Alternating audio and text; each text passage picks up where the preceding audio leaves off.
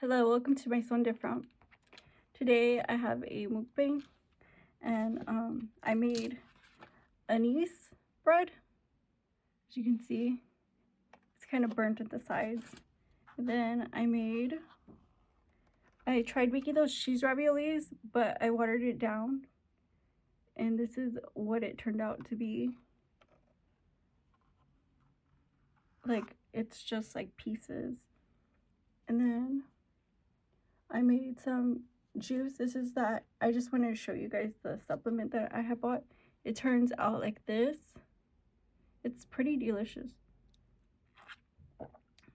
It's sweet. This is the joint health support one. It has like 5 joint health ingredients. And then for drink I have this. But I got that other one just in case, because you know me. So yeah. Ooh, I have to get rid of my ancient eyelashes. I had eyelashes that were like months old, and I wore them like all the time. But you know, it's 2025. We gotta get rid of those bad habits, right? Right, guys? We're gonna start February off already. You know, that's my birthday month.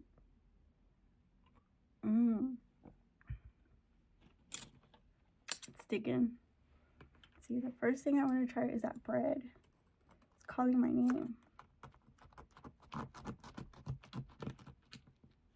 So I'm gonna get a little piece.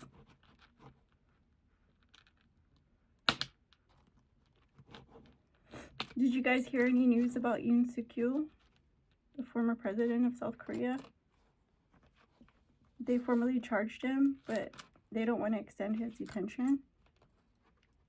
But he's going to be tried for insurrection.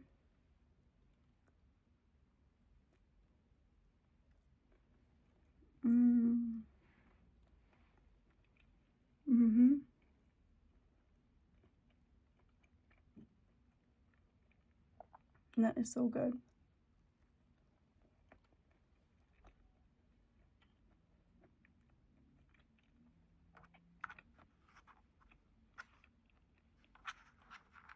So, like, this is my ravioli. That's like all the chunks I have out of the whole can. But it's like cheese ravioli. You can see. It's like cheese. But, it started coming apart, and I was like, well, I can't do nothing about that. You know, like, I'd rather make my own if I'm gonna, you know, babysit a can of ravioli. It tastes so good.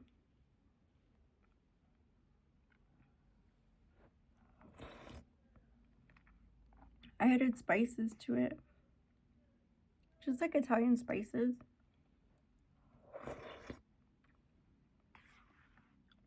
But this is really good. Let's start on a high note, huh? What about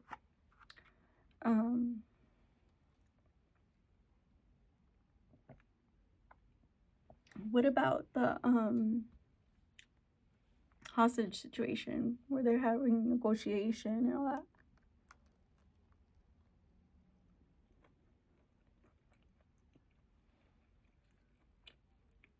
Everybody was talking ceasefire, but they really have a lot of insurgency there now. A lot of militants have moved in. There's no way. Even in the crossfires, it's not really safe at all. You know? If IDF pulled back, if Hamas pulled back, and both of them vowed, you know, to protect the Palestinians for what it's worth, whatever it's worth, you know, at least maybe the civilian areas are destroyed, but, you know, the protection of life has to be upheld at all costs.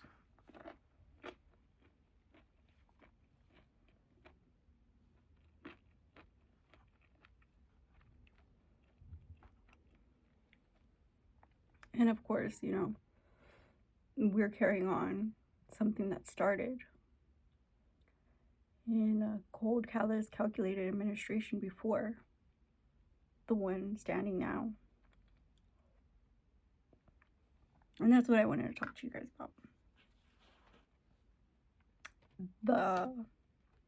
The current numbers, right? Because we started off because Trump had asked them, and they released 3 hostages that were at a fair. And they were young women, right? So he released the ravers, the party goers. Then yesterday they had freed 4 IDF members who were female. Hamas, I believe there were 4 Israeli women back into Israeli custody. They were serving in the military at the time. So there's that. Now there are 6. That's right, 6 in the works. And that makes a total of 13, right? Am I wrong? Where's it? 13.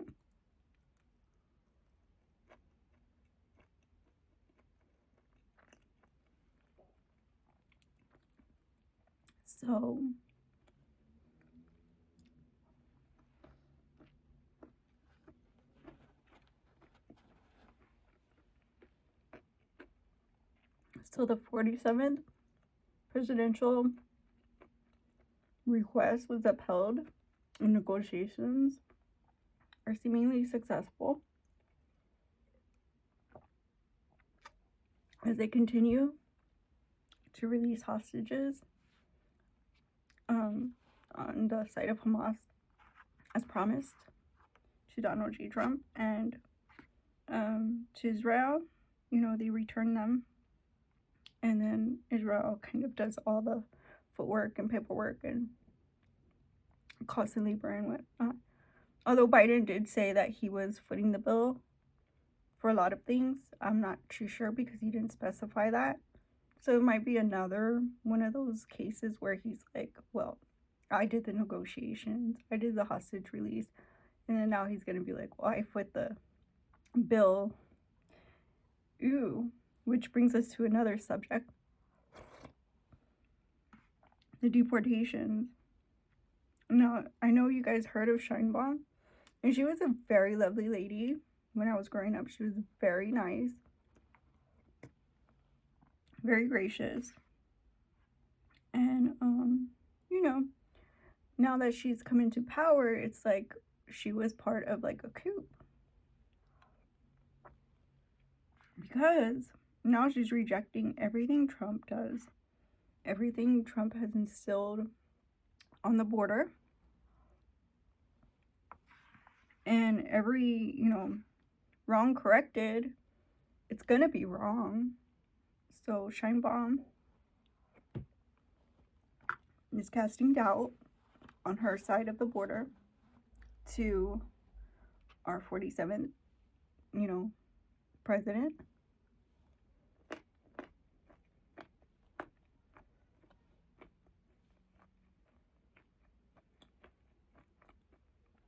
You know, the basic "you could never love a brown person" type of rhetoric.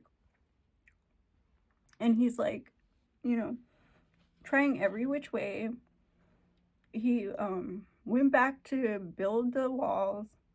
He sent out troops. He deployed more troops. You know, all the peacemaking things. He started processing all the paperwork for the hardline criminals. And and he's sending planes as we speak back to their hometown, and he's not sending them to the wrong country like we had originally thought, because for so long America has conducted these activities to which they would find you a brown person and find you a matching country in which brown people, lived in, or at least survived in. I'm not kidding you. They'll find you a country in which there's brown people living, and they'll send you there accordingly, or, however, whatever blue or green color, whoever. He just, the president would just match. Well, I don't even think it was even at that level. It was just people politicizing things. And they would reach and overreach and overstep, and there were no checks and balances, and this is what we had gotten used to. So of course, Sheinbaum, at first, she was like, well, you're going to send us migrants from other countries? That doesn't make sense. And everybody was like, oh, that's normal for her to react. And then she was like, so you're going to send all these people and think that I'm not going to send your people back because you hate Mexicans? And then we were like, wait. And then the day, the day she was supposed to be like, oh, well, welcome back, Mr. President, to your seat in the world. And she was like, you think I'm going to foot the bill to bus all these migrants back to their homelands? She continued and also added, I'm not footing the bill for any of these immigrants you have coming in to my land, from your country. That's what she said in Spanish, but she said that. And then I was like, ooh. So when it came time for her ICE jet, which is like a private jet just for the migrants, touchdown, she literally didn't even let them on that landing strip. She said, no, because you thought I was playing when I said what I said, but I said what I said when I said it, and you better turn that plane around, or else, you know what I'm saying? Because Sheinbaum is a diva. We didn't even know, she was a wolf in sheep's clothing and had all these feelings about immigration.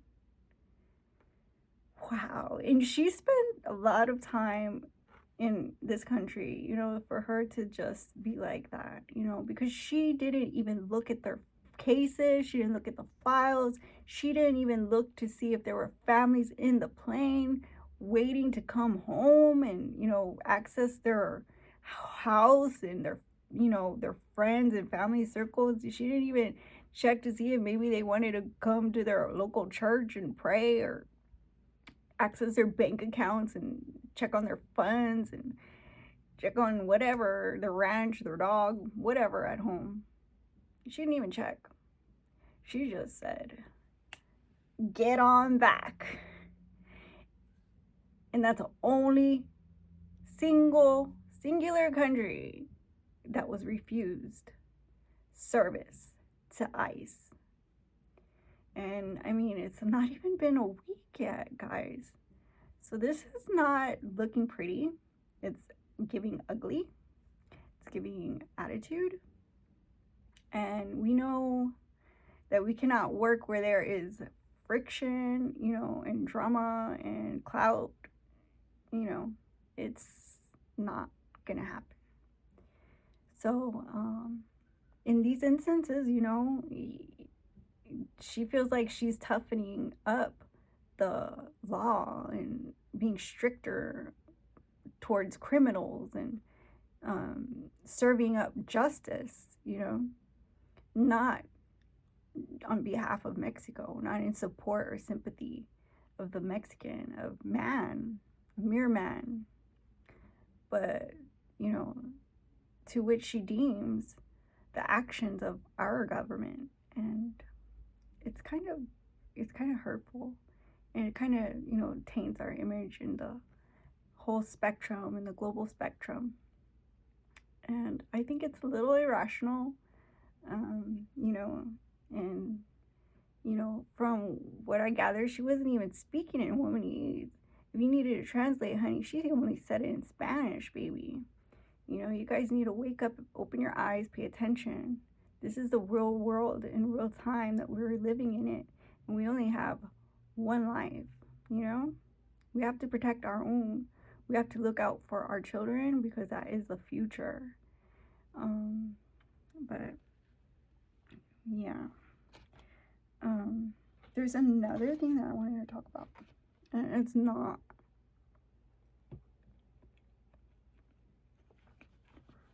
anything matronly at all. In fact, it might make me lose my appetite.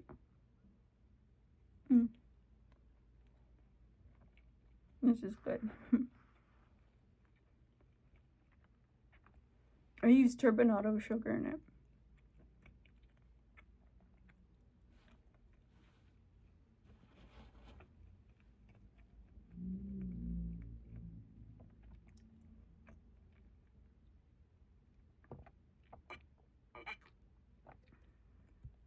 I'm thinking, should I give you the backdrop or a backstory? Because we gotta circle around here at some point.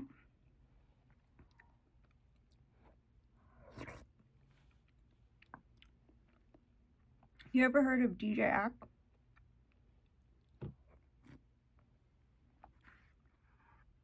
He's a podcaster in the hip hop genre.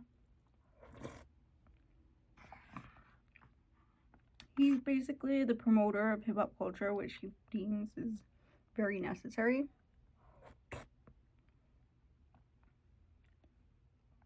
And I believe he's pretty much, I'd say, I wouldn't say he's like a journalist, but he's basically kind of like a hip hop journalist. He tries to get the story on like key figures, you know, in the culture, you know, but he like puts his own spin on it. Recently he did Diddy Dirty, and for some reason he still can't stop sucking up to Jay-Z. But let me tell you, this turned around and bit him right in the butt, because we are now seeing why, you know, in his true colors. We are now seeing, you know, that there was silver lining. And not only that, he had cause to be fabricating things against the culture and not deeming the threat what it very well is. And that is because, like I said, he has his defenses up and thoroughly vested and guarded. Now, if you remember the Red Pill digital manosphere when it was a baby,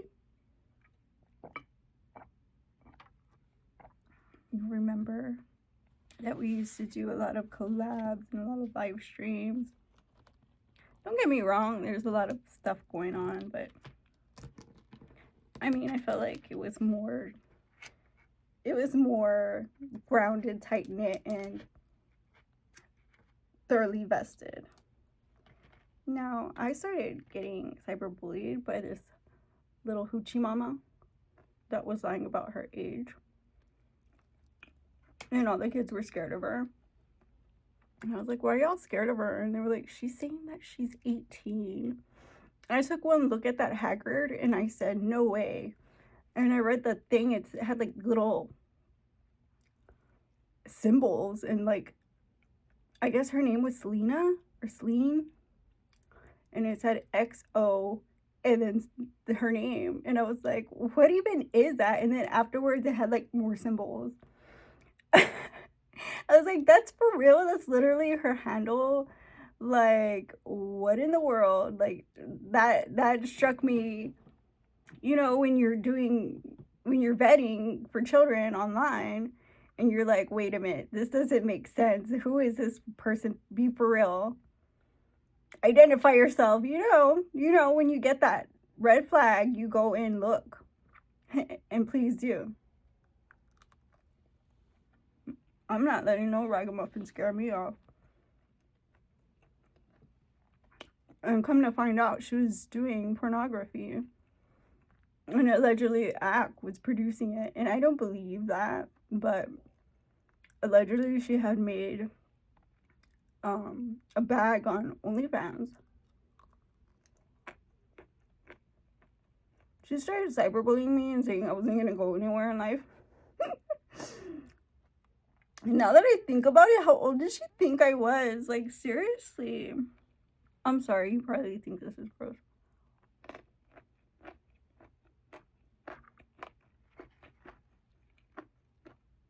But literally, how old did she think I was? Because, I mean, she didn't even hear about what Red Pill or any of my friends or, But now she's known around the block for all the wrong reasons. And she's known because we always put a spotlight on, people who are being extra and shining for, whatever degenerate, themes. They could have probably been making bags, for or whatever reason. They're popular.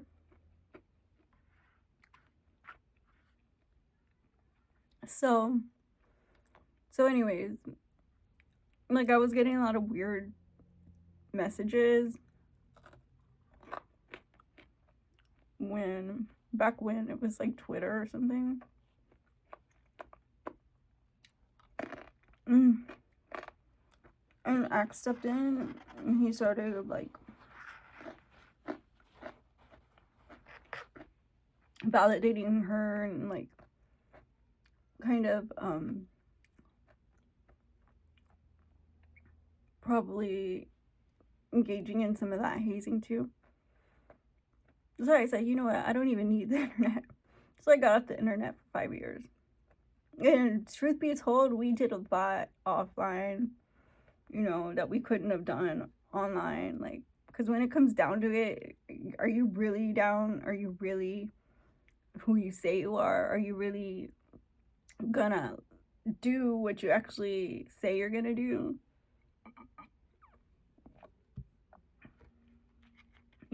And I like how we interact offline as much as I feel like it's important that we interact online as well. That's why I'm trying to grow my channel.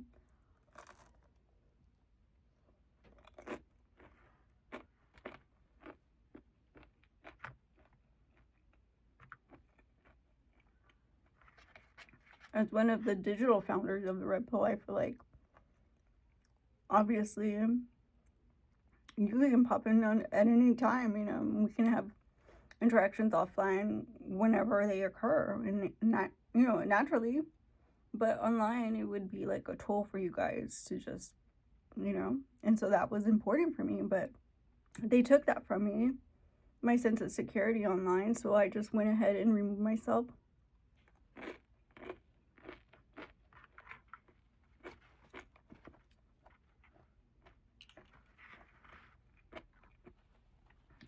And he eventually became real famous.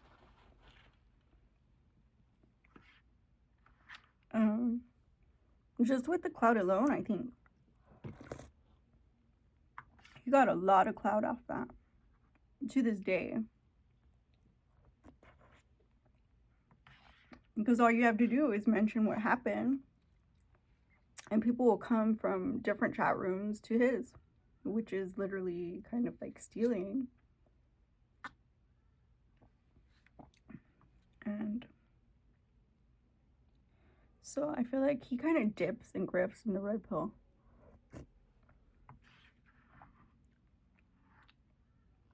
And I don't feel like him around the internet is a safe place, you know, because he accesses, you know, kids' account. He interacts with kids' account. He's idolized and made famous by kids, you know, because he gets interviewed with their idols or gets to ask their idols questions. You know, he gets to talk to his favorite famous rappers and then get back on live and do what he do.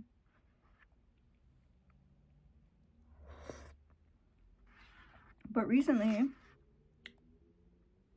he threatened everybody in the space. He said, if you come after me, I'm going to do what I do. And I want everybody to know what happened at the hotel. One night, I was going to a party, a politician's party. He's a twin.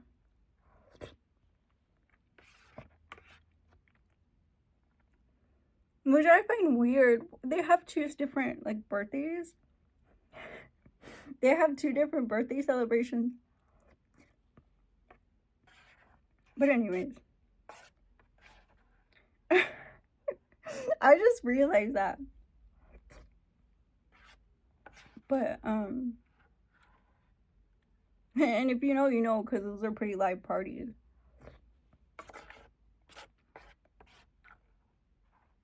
So I was, like, at this hotel, and I was, like, inside, and I heard something weird, so I went outside, and I was with my mom.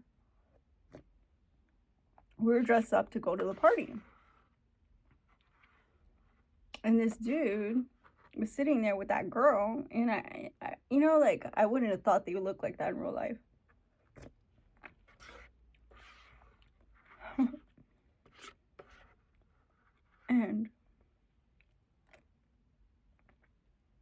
And he started talking about how I was backing down from a fight, and I was like, me fight? I don't know about that, but I got a party to go to. And I left, and, you know, and to this day, I can't believe that that happened offline. Do you guys think that that should have happened offline? Do you guys believe that he's dangerous?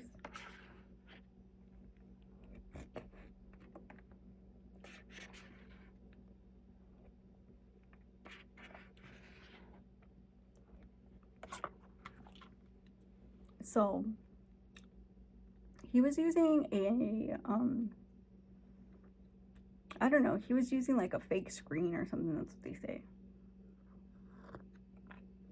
But it didn't show his face, so he wasn't like streaming, you know, his facial expressions, and he wasn't streaming like, you know, him live at wherever his location, or nothing that can say, you know, this for sure is dude. So some people are like, maybe it was AI. Maybe he was just playing. Maybe the kid believed him and took it too far, but the kid was just a kid, and he was 15 years old. And Ak propositioned him with, and see, and it goes back to the sex entertainment industry again with a stripper, you know. And then his friend was chiming in, and they were talking about not just that they wanted to hire a stripper, but they were talking openly about pedo-themed things, and basically causing trauma to this child. And this child continued giggling it off, and he himself is a moderator. So he's a moderator for I believe a gamer. And allegedly the gamer is of age. He just isn't. And so I feel like the mod basically said, you know, kid, if that happens to you, leave the chat. He said, kids, if that happens to you, or whomever you are, if that happens to you, leave the chat. Do you guys believe that's fair? He was like, Ack, if you're out there listening, don't talk to my boy like that.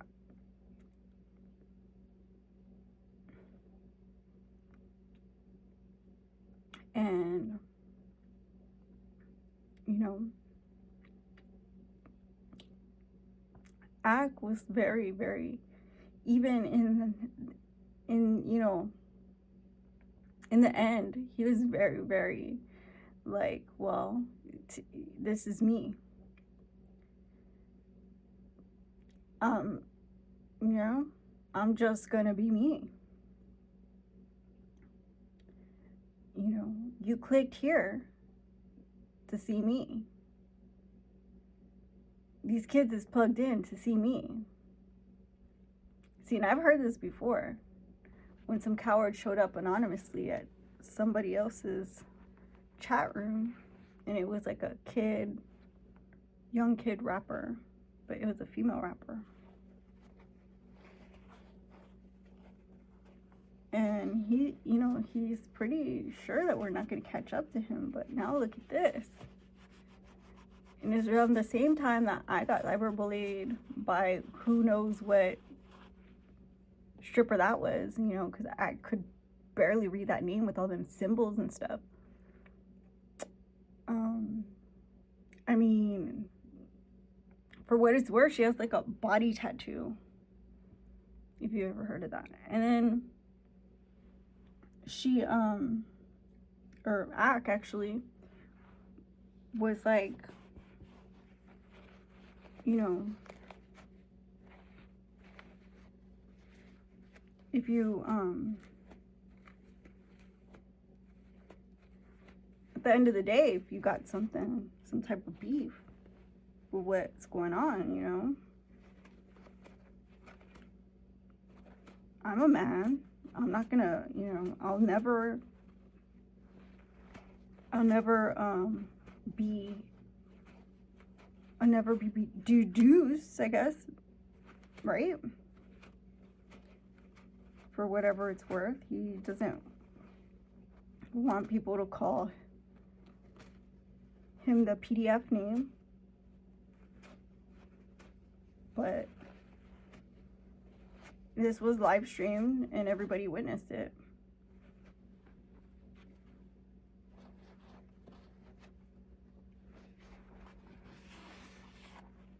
So, and we have this thing in the community, if you see something, say something.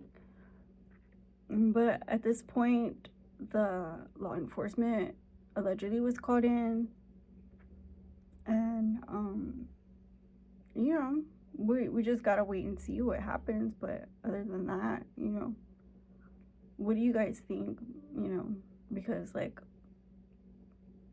a lot of people get accused of these things, you know, especially in his channel. Everybody got called all kinds of names by now, including myself. Everybody, all my friends got called all kinds of names on his channel, you know? And, you know, he never stuck his neck out for anybody else. So, and that's, you know, to add on to the fact that when he allegedly saw and had nothing to do with it, you know, in the first place, I'm thinking now maybe he does instigate online. But, you know, from what it's worth, you know, when I noticed an antagonist in the commentary section, I saw him chime in. So, I mean, it's not like he was gonna go and say, wait, stop, don't say that about her. And while he was watching my commentary, my threads. Why was he watching my tags and threads? Why was he even around a woman from the sex industry that was allegedly identifying herself as an 18-year-old? So, and then for things to come out that maybe he does,